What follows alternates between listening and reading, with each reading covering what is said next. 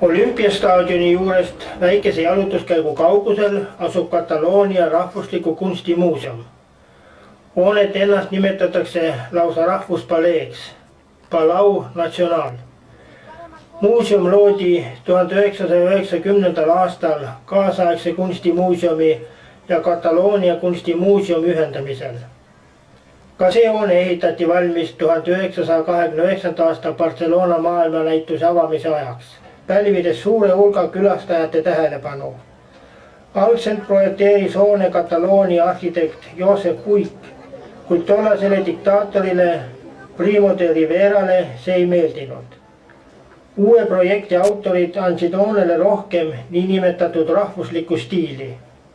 Tulemuseks oli pompoosne uus barokkstiilis ehitus suure keskel asuva kupliga, mida ümbritsevad arvukad tornid.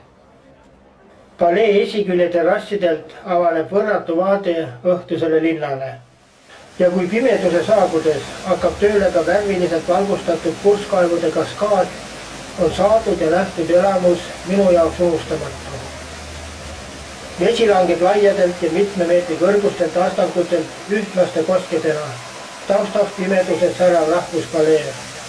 Ilus ja võimas. Treppe mööda alla laskudes jõuab oma esimese reisipäeva finaalini. Montjuïki maagilise purskkaevu juurde.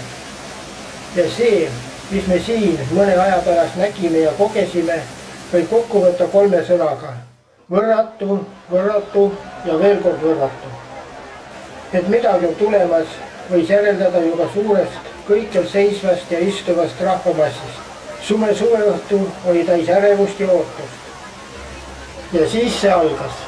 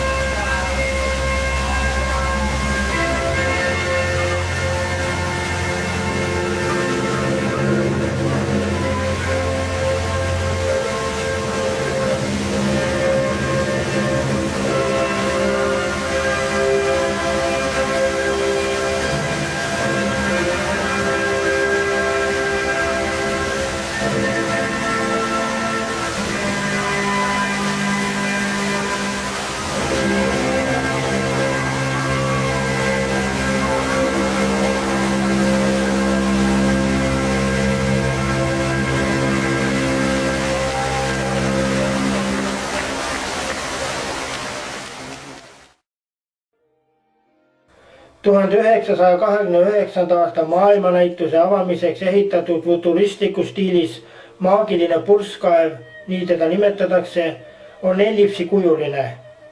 Valmis ta aga kohaliku inseneri Carlos Puigase projekti järgi. Arhitekt esitas oma plaani vaid aasta enne näituse avamist ja paljud arvasid, et sellise ambitsioonika projekti valmis saamine tähtajaks on võimatu.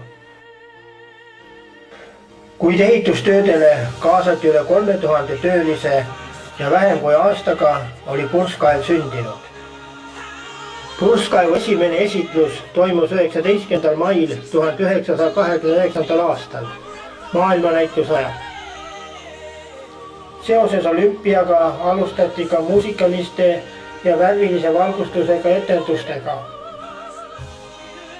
Maagiline purskkaev ühendab oma etenduses värvi, valguse, liikumise, muusika ja vee akrobaatika.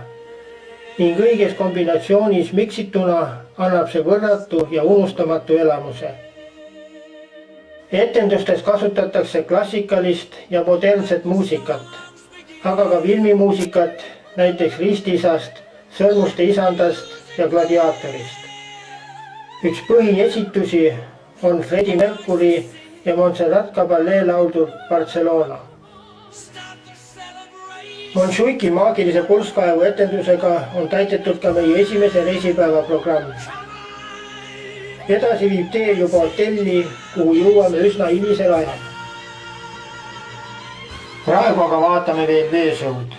Arvatavasti tunnete ära, mis looga on tegemist.